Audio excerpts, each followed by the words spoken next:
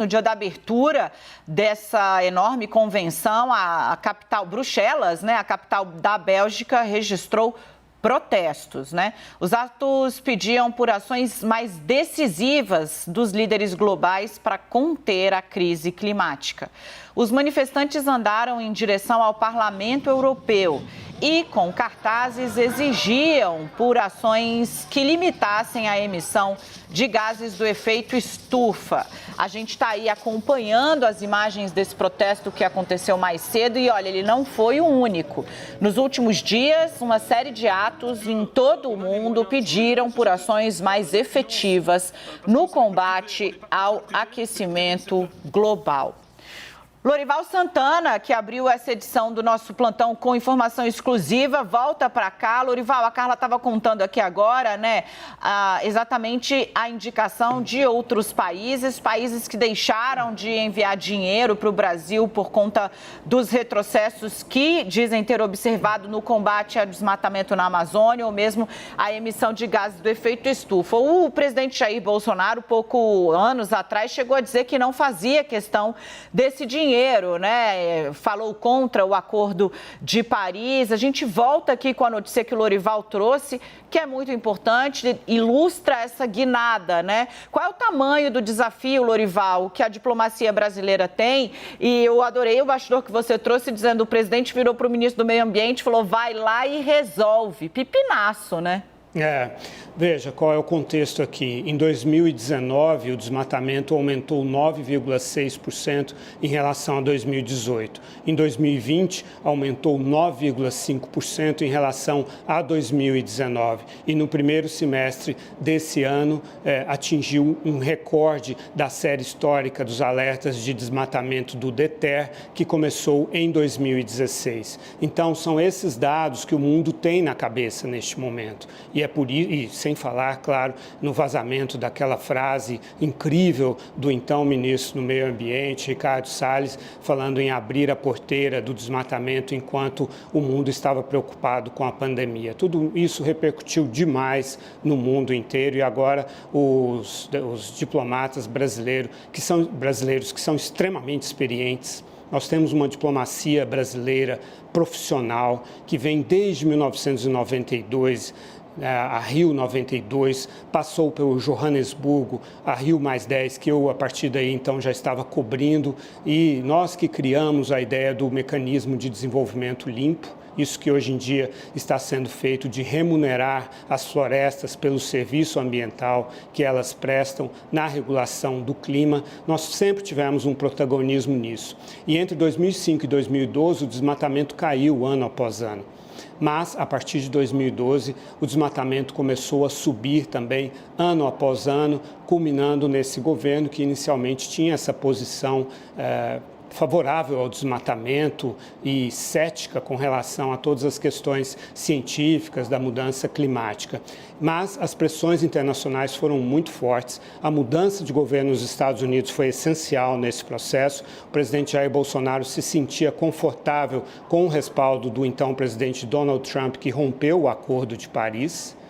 E só que com o Joe Biden, que colocou a mudança climática no topo da sua política externa, convocou aquela cúpula de abril, né? E a partir daí o presidente Jair Bolsonaro sentiu o calor da pressão. Que pressão é essa? Nós estamos ameaçados de ter boicotes do nosso agronegócio, de não conseguirmos mais exportar os nossos produtos agropecuários, que são, afinal, o único centro dinâmico da economia brasileira do ponto de vista do comércio exterior. Então, também houve muitas pressões internas, cartas de empresários, de lideranças aqui do Brasil, e tudo isso somado levou, de fato, a uma mudança de políticas do governo federal, que lançou na segunda-feira, Daniela, esse plano de crescimento verde, que reúne 10 ministérios num esforço com mais de 400 bilhões de reais em programas para reverter toda a situação.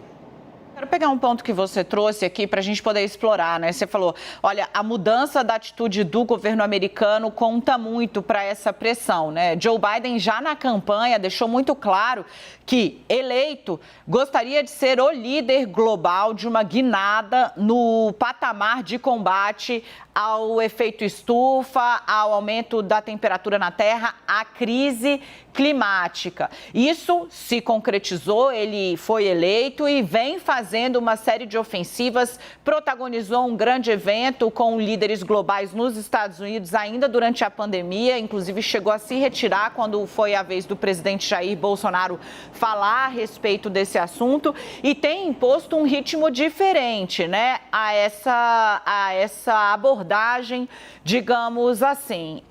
Qual o tamanho da influência desse fator, né, do fator Biden, do fator Estados Unidos buscando uma agenda conectada com o século XXI, digamos assim, para, digamos, arrastar, né, outras grandes lideranças globais para essa pauta?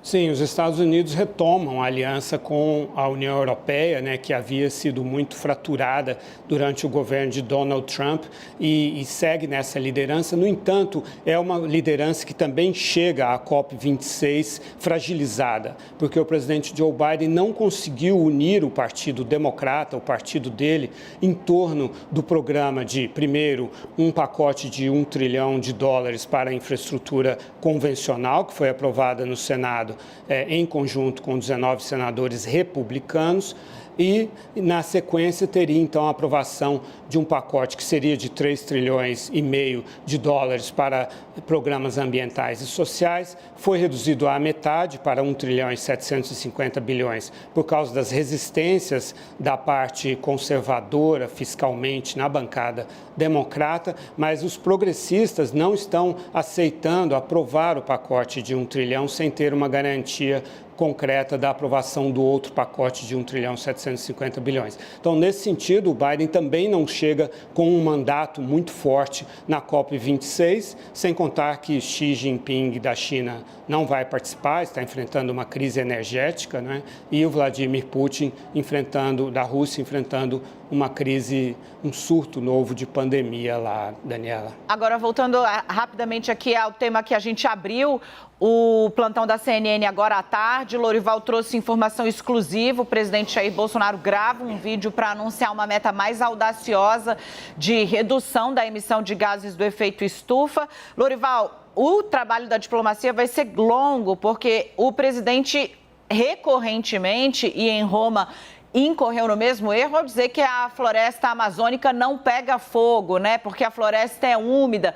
O presidente dissemina aí, inclusive em entrevistas para a imprensa internacional, ideias que não casam, com a realidade e com esse novo discurso, né? Assim, haverá um desafio enorme para fazer caber no mesmo governo o que diz a diplomacia e o Ministério do Meio Ambiente. Lorival vem destacando ações aí nesse sentido, e o que fala o presidente da República. Sim, todo mundo que conhece a Amazônia, eu fui lá inúmeras vezes, não sei quantas vezes eu fiz reportagens da Amazônia, e a resposta para isso é muito simples. De fato, a floresta de pé não pega fogo. O que pega fogo é depois que os tratores com correntes enormes derrubam essa floresta, né, no período das chuvas, meses depois, essa floresta seca no período da seca e aí é colocado fogo nela. É por isso que ela pega fogo. Desmatamento e queimadas são irmãos siameses na Amazônia, né? Em estações diferentes do ano. Então, quando teve a cúpula de abril, eu falei, é tarde demais, porque está terminando a estação do desmatamento na Amazônia, que é a estação da chuva, e vem aí a estação das queimadas, que é a partir justamente de maio. Existe um outro frente de pressão contra o Brasil.